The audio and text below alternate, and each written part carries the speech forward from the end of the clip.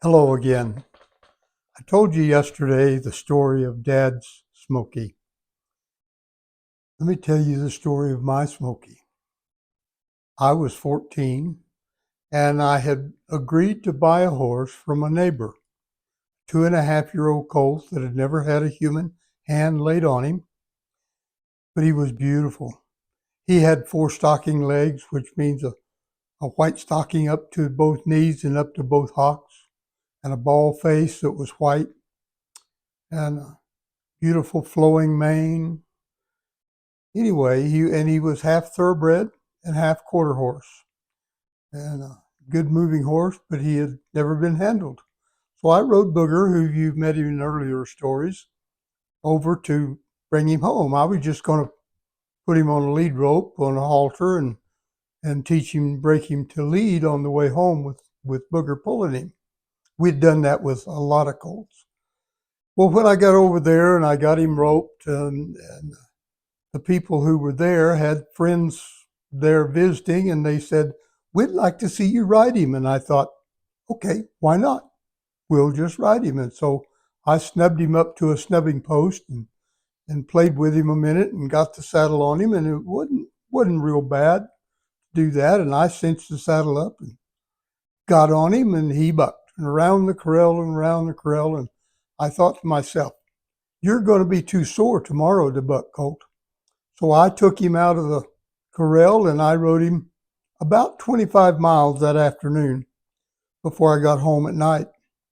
And he was tired when we got to the house, but I unsaddled him and fed him well and brushed him off and put him in a corral. The next morning, when I stepped out of the house, now I have to admit that there was a blue norther, a cold front, had come in overnight. But when I walked out of the house, Smoky is down in the corral that I can see, and he's bucking. Around and around, he's bucking. I'll swear to this day that he was practicing for me. So I went down and I caught him, and I thought, I'm not going to let you buck today. And I played with him for probably an hour, hour and a half. And I was out in that plowed field that I told you that I'd packed down and went on him, and he bucked. So I thought, you won't buck tomorrow morning. Tuttle was 25 miles away. I rode him 25 miles away, ate a hot dog at a drive-in, rode him back 25 miles. So he had gone 50 miles the second day that he had ever had a saddle on. And I thought that that would solve the problem. It didn't. The next morning, he was ready to go when I got out there. I told you, packing down the roughly a 5-acre parcel, packing a plowed field down hard enough that Dad had to replow it.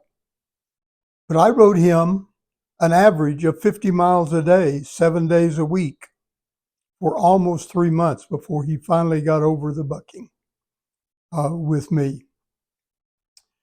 But he had really learned to travel down the road. He was one of the smoothest horses I've ever ridden. And part of that is he didn't want to work that hard.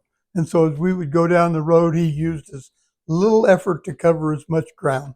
But he was built. He had wonderful conformation to be that kind of a horse. And we'll hear more and more stories about him as we go. Some fun, some good training. Thank you.